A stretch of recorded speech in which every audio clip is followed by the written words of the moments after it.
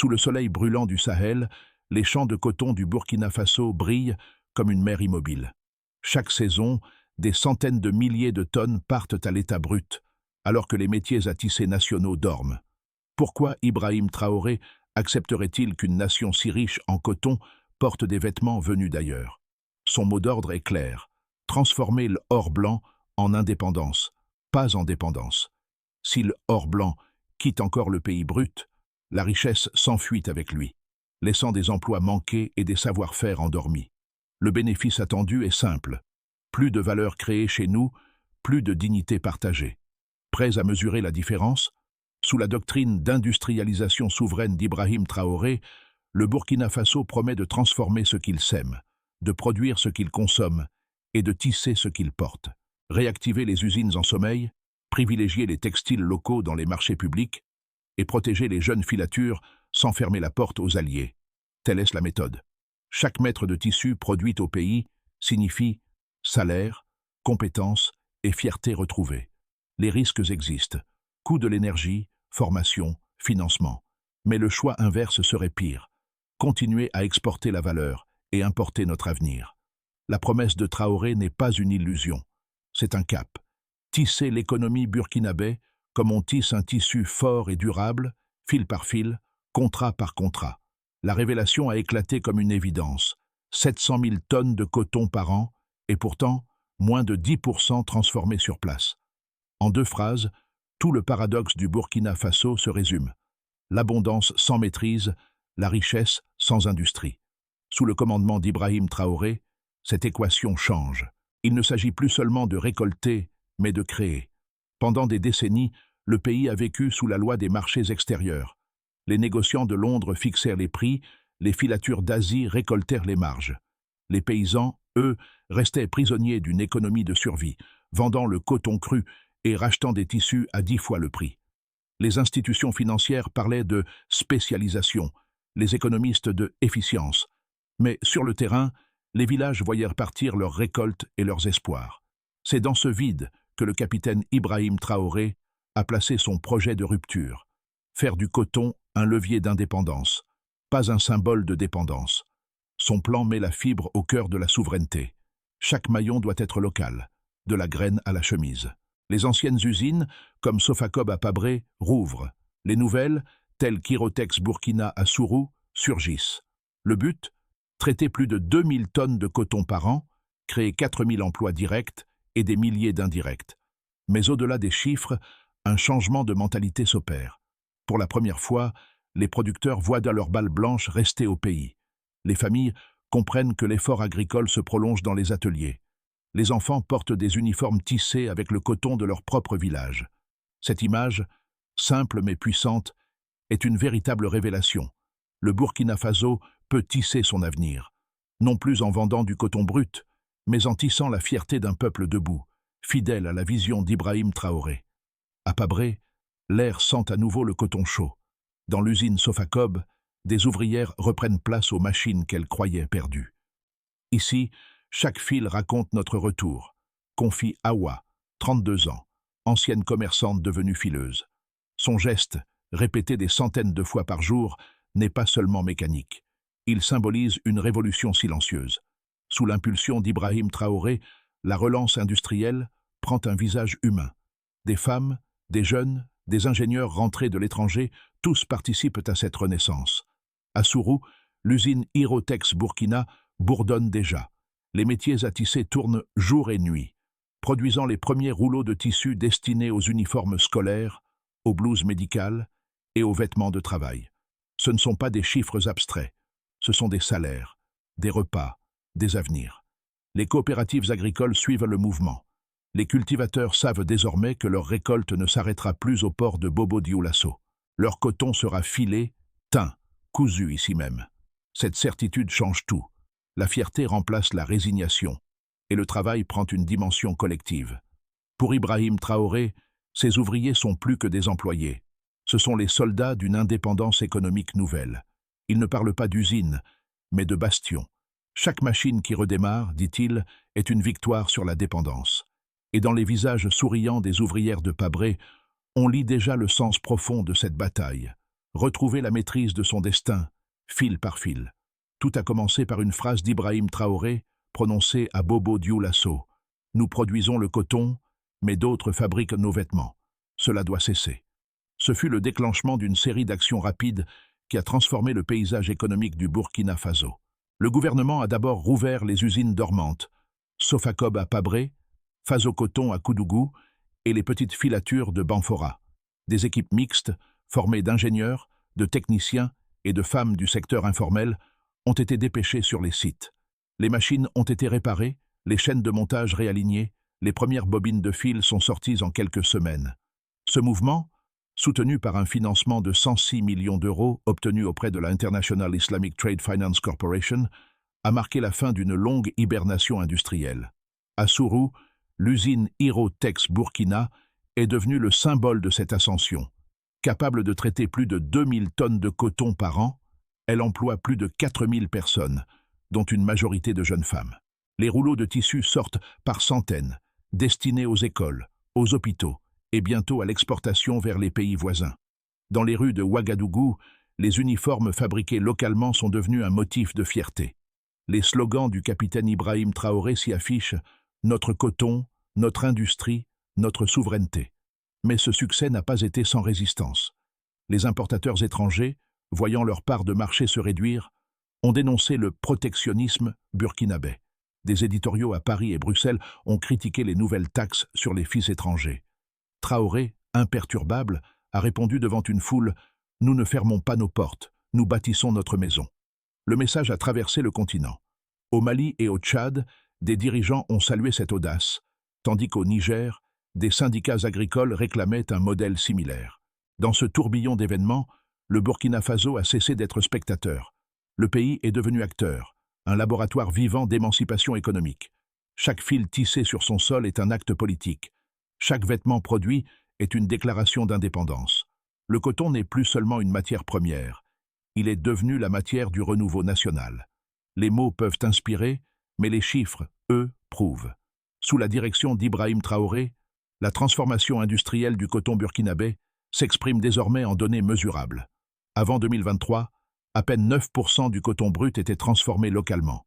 Aujourd'hui, la proportion dépasse 27% et le cap des 50% d'ici 2029 est inscrit dans le plan national. Cela signifie que plus d'un quart de la valeur du coton reste désormais au pays. Salaire, taxes, énergie, savoir-faire. C'est la différence entre dépendance et dignité. Le changement paraît modeste sur le papier, mais il bouleverse l'équilibre de 40 années d'économie d'exportation. Les usines de Pabré, Sourou et Koudougou réunissent aujourd'hui plus de 8500 emplois directs, dont 65% occupés par des femmes. Si l'on inclut les activités connexes, transport, maintenance, énergie, le total dépasse 20 000 postes. Chaque filature ne produit pas seulement du tissu, elle fabrique de la stabilité. Les revenus mensuels moyens dans les zones textiles ont augmenté de 38% en 2 ans. Les écoles techniques enregistrent une hausse record d'inscriptions, preuve que la jeunesse croit à cette voie.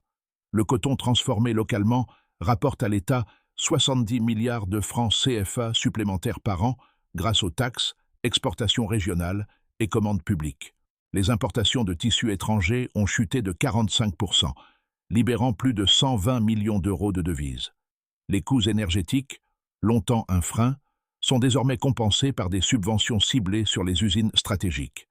Chaque mégawatt investi dans la filière textile rapporte près de 3 fois plus qu'en 2019.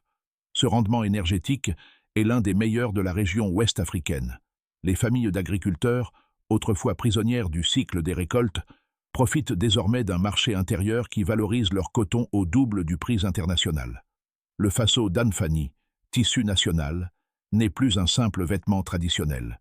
Il est devenu un uniforme d'identité, porté dans les écoles, les hôpitaux et les cérémonies publiques. Chaque mètre de tissu vendu localement alimente une économie circulaire où la valeur ajoutée naît, vit et reste au Burkina Faso. Pour Ibrahim Traoré, ces chiffres ne sont pas des trophées, ce sont des repères d'un chemin plus long. Il répète souvent à ses ministres « La souveraineté ne se mesure pas en slogans, mais en emplois et en machines qui tournent. » Et c'est exactement ce qui se passe. Les moteurs de l'industrie textile burkinabé ne tournent plus pour le monde. Il tourne pour le peuple. Deux discours s'affrontent désormais dans la région. Les économistes occidentaux insistent.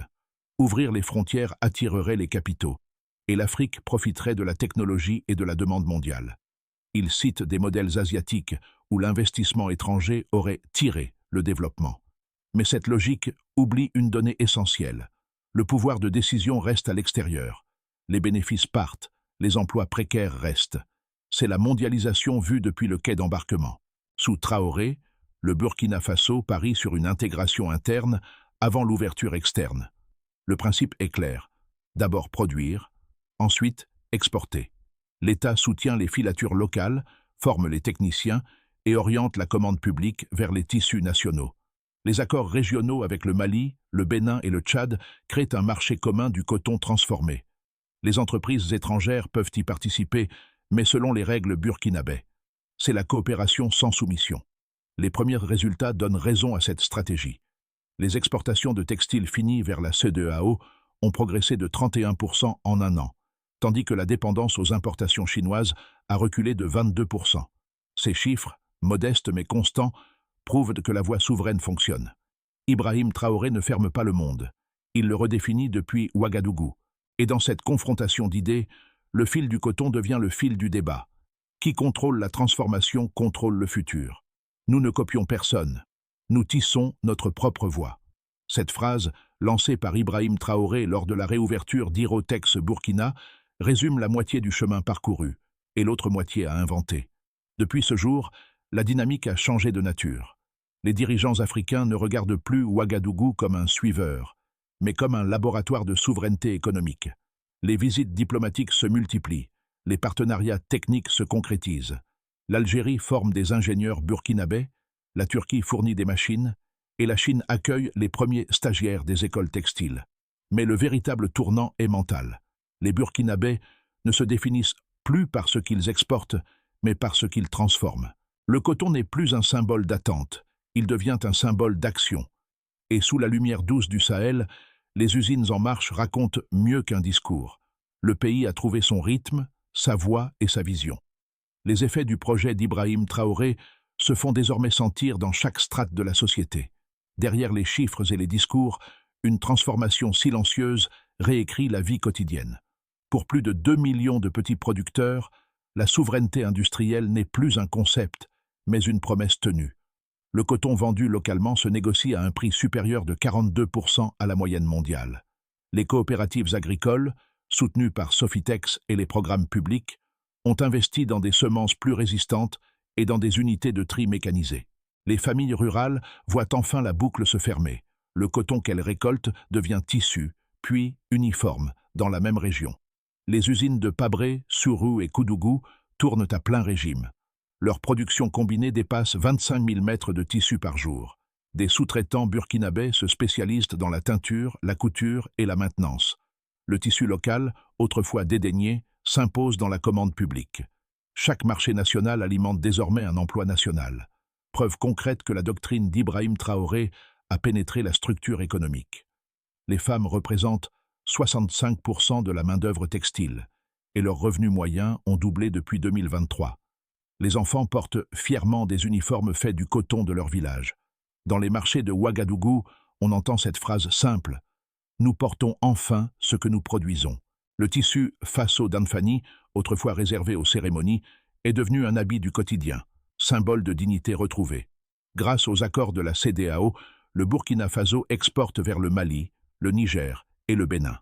Les commandes régionales augmentent de 30% chaque trimestre. Le pays vend désormais des produits finis plutôt que des balles brutes. Les marges profitent aux transporteurs, aux artisans et aux douaniers burkinabés. Ce n'est pas seulement un commerce, c'est un changement de position dans la chaîne de valeur. En moins de 3 ans, le coton a cessé d'être un symbole de dépendance. Il est devenu le fil conducteur d'un modèle économique endogène, où chaque geste, du champ à l'usine, renforce la souveraineté. Et dans cette trame patiemment tissée, Ibrahim Traoré demeure le fil rouge, celui qui relie la terre, la machine et la nation. Chaque révolution industrielle porte ses incertitudes.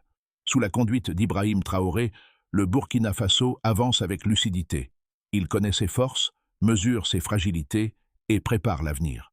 Si la dynamique actuelle se maintient, La production locale de coton transformé atteindra 35% dès fin 2026. Les usines Sofacob et Hirotex Burkina stabiliseront leur rythme, tandis que de nouveaux ateliers émergeront à Banfora et Wahigouya. Les exportations régionales continueront d'augmenter d'environ 10% par trimestre. Le pays consolidera ainsi sa position de tisseur du Sahel, modèle d'autonomie progressive mais encore dépendant de l'énergie subventionnée. Avec un soutien renforcé de la CEDEAO et des partenaires algériens, le Burkina Faso pourrait dépasser 50% de transformation domestique avant 2029. Les programmes de formation, déjà en cours, produiraient une génération complète d'ingénieurs textiles et de gestionnaires industriels. Le tissu Faso-Danfani deviendrait un produit d'exportation identitaire, tandis que le label Made in Burkina s'imposerait dans les marchés africains. Dans cette version, la doctrine de Traoré deviendrait une école économique régionale. Si les coûts énergétiques montent ou si les crédits étrangers se raréfient, la production pourrait ralentir, bloquant les nouvelles filatures. Les importations reprendraient partiellement, et la promesse de souveraineté serait mise à l'épreuve. Mais même dans ce cas, les structures créées, usines, coopératives, écoles techniques, resteraient en place, prêtes à redémarrer dès la stabilisation. Ibrahim Traoré l'a résumé en une formule simple. Mieux vaut une lente indépendance qu'une rapide soumission. Entre optimisme et prudence, le Burkina Faso avance sur le chemin exigeant mais sûr de la maîtrise de soi économique. Dans les rues de Ouagadougou, le changement se voit, s'entend, se porte. Les uniformes scolaires fabriqués localement colorent les cours d'école. Les ateliers textiles résonnent du bruit des machines et des rires des couturières. C'est la révolution la plus silencieuse, celle qui s'inscrit dans la vie ordinaire. Pour les familles rurales, l'effet est tangible. Les revenus issus du coton restent désormais dans les villages, circulant entre les coopératives, les marchés et les écoles. Les mères achètent des fournitures avec le fruit de leur travail, et les enfants comprennent, dès le plus jeune âge, que le coton n'est pas seulement une plante, mais une promesse. Dans les quartiers urbains, la jeunesse se réapproprie le textile comme métier d'avenir. Les écoles techniques forment tailleurs, teinturiers, mécaniciens de filature. Des jeunes femmes, naguère contraintes à l'informel, dirigent aujourd'hui des ateliers. Elles créent, innovent, exportent. Leur réussite inspire une génération entière. La souveraineté devient aspiration collective. Pour Ibrahim Traoré, cette transformation humaine est la plus importante. Il l'exprime avec gravité. Nous avons voulu tisser du tissu, mais c'est le peuple lui-même que nous avons retissé. Ces mots, repris dans les radios locales, résonnent comme un serment national. Car au-delà de la production, c'est la confiance qui renaît. La fierté d'être burkinabé se mesure désormais non plus en tonnes exportées, mais en sourires et en dignité retrouvée. Le Burkina Faso ne se contente plus de rêver d'autonomie. Il l'organise. Les filatures existantes doivent atteindre leur pleine capacité avant 2026.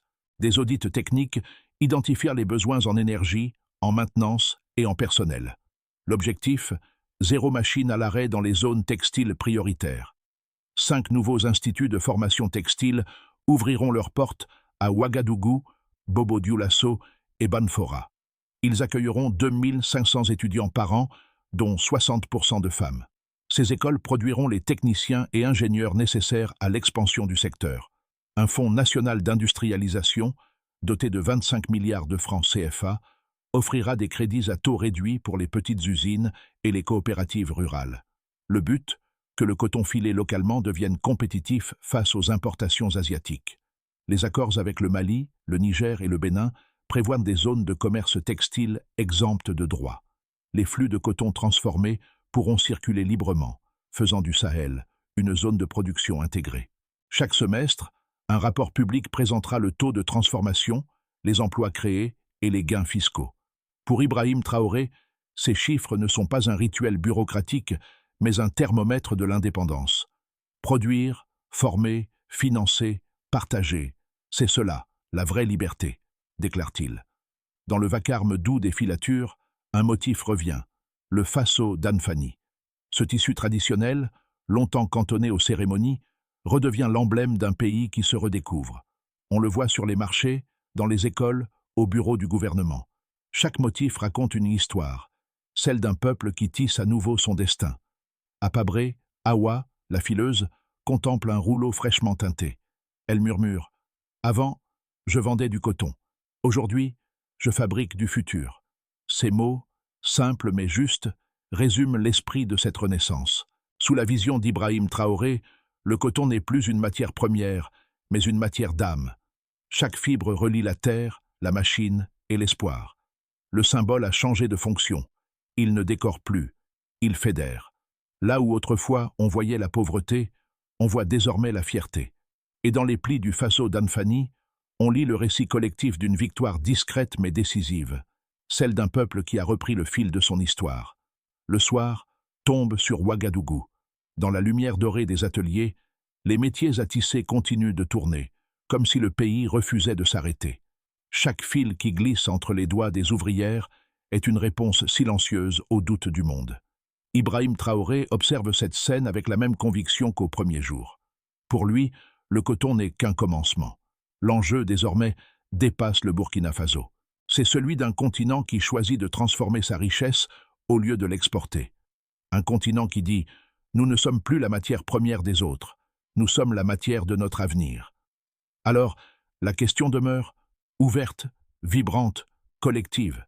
Si le Sahel peut tisser sa souveraineté, l'Afrique tout entière peut-elle en faire autant? La réponse ne viendra ni d'un marché ni d'un ministère, mais des mains qui travaillent, des voix qui croient et des peuples qui refusent de déléguer leur destin.